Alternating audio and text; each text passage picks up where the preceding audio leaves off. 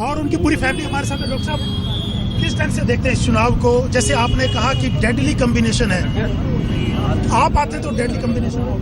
नहीं, देखिए ऐसा कुछ नहीं है कि डॉक्टर हर्षवर्धन नहीं है तो डेडली कॉम्बिनेशन नहीं है। डेडली कॉम्बिनेशन हमारे यहाँ पार्टी होती है सबसे बड़ी बात। और सबसे बड़ी बात जो है, नरेंद्र मोदी जी के साथ जो भी काम करेगा दिल्ली के मुख्यमंत्री के रूप में, तो नरेंद्र मोदी जी की उपस्थिति के कारण वो अपने आप में एक डेडली कॉम्बिनेशन बन जाएगा। और मैं समझता हूँ दिल्ली का अगर हमें बहुत अच्छी क्वालिटी का विकास चाहिए तो उसके लिए स्वाभाविक रूप से एक ऐसी सरकार का होना आवश्यक है जिसको नरेंद्र मोदी जी का भी आशीर्वाद मिले, दोनों मिलकर कोऑर्डिनेशन के साथ। जो बहुत सारी मैंने इतने साल दिल्ली में विधायक के रूप में ये देखा है कि केंद्र सरकार के सभी विभागों का अगर महत्वपूर्ण सहयोग अगर हो और दोनों लोग मिलकर दिल्ली के बारे में प्लान करें और एक दूसरे की जो स्कीम्स हैं वो एक दूसरे की पूरक हों, तो दिल्ली को हम बहुत ऊंचाइयों तक ले जा सकते हैं। और दिल्ली बहुत सालों से इसके इंतजार में है। मुझे लगता है वो मौका आ गया है। मोदी जी के नेतृत्व में हम अब दिल्ली को दुनिया की सबसे खूबसूरत राजधानी बनाने का सपना अपना साकार कर सकेंगे। मैम, हर्षवर्धन जी की वाइफ नूतन जी हमारे साथ हैं। नूतन जी, जिस ढंग से ये नेगेटिव कैंपेन हुआ, क्या आपको लगता है? नेगेटिव कैंपेन तो लोगों ने बनाया है, कैंपेन तो पॉजिटिव ही चल रहा है और मुझे तो कहीं नेगेटिव ऐसे नजर नहीं आया। ये तो सिर्फ बनाया हुआ कैंपेन है।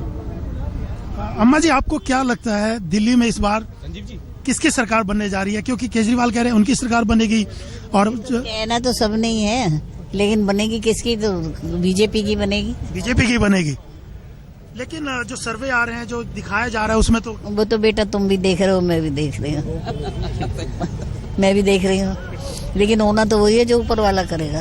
बिल्कुल। डॉक्टर साहब, एक बात बताइए, विकास की बात बीजेपी करती थी, लेकिन इस बार चाहे वो फंड का मामला हो या तमाम चीजें हो, केजरीवाल को जिस ढंग से टारगेट किया गया, आपको लगता है थोड़ा जो कैंपेन था इस बार कुछ अलग? देखिए, कैंपेन तो हमेशा एक सा होता है।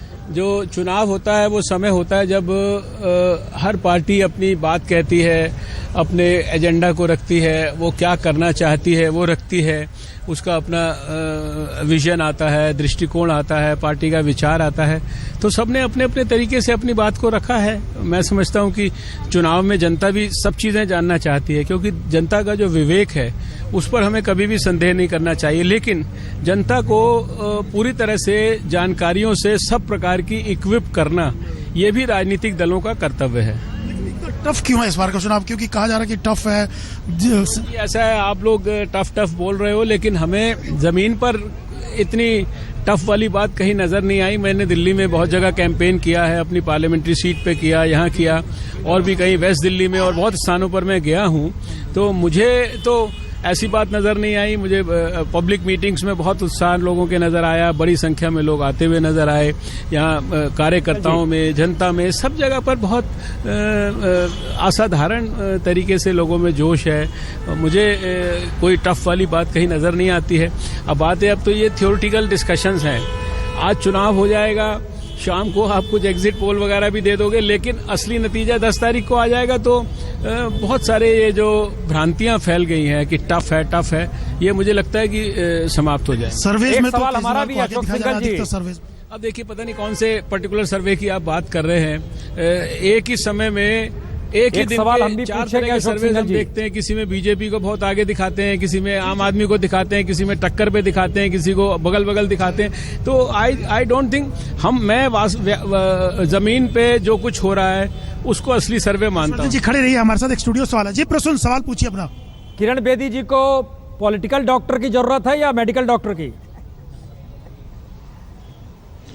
किरण बेदी को पॉलिटिकल डॉक्टर की जरूरत है या आपने आगे क्या पूछा? मेडिकल डॉक्टर की जरूरत है या पॉलिटिकल डॉक्टर की? किसको? किरण बेदी को? नहीं, उनको किसी डॉक्टर की जरूरत नहीं है। वो हर तरीके से इक्विप्ड है, पढ़ी लिखी है, अनुभव है, प्रशासन का अनुभव है, सामाजिक क्षेत्र के अंदर कार्य करने का अनुभव है, टीचिंग का अनुभव है। और मैं समझता हूँ इतने वर्षों उन्होंने काम किया है, जमीन के ऊपर सोशल रिफॉर्म्स के लिए काम किया है। I think she knows her job and I think she should prove to be a very good administrator as well as a very good chief minister. लेकिन एक चीज ये समझ में नहीं आ रही, पार्टी केंद्र में मोदी की सरकार है, आप लोग कह रहे हैं कि बहुत काम किया है, विकास हुआ है, तमाम चीजें हुई, लेकिन पूरी पार्टी, पूरी सरकार और उधर एक केजरीवाल, कहीं बीजेपी कंफर्टेबल नहीं है ऐसा लगता की बात यह है कि अब केजरीवाल जी के पास जितने आदमी हैं तो वो उतने आदमियों को लेके ही चुनाव लड़ेंगे।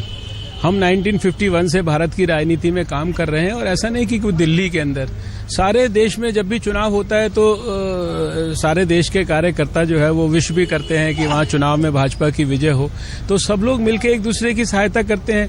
और हम भारत के अंदर अगर राजनीतिक क्षेत्र में काम कर रहे हैं, अगर हम मान लीजिए राजनीतिक क्षेत्र में काम करते हुए हम हमारा कोई भी कार्यकर्ता या कोई भी हमारा लीडर काम ना करे और सब घर में बैठ जाए कि अपने आप हो जाएगा, तो आप कहेंगे कि ये तो पार्टी के सारे लोग घर में बैठे हुए हैं। मेरा ख्याल से इसमें कुछ भी अस्वाभाविक नहीं है।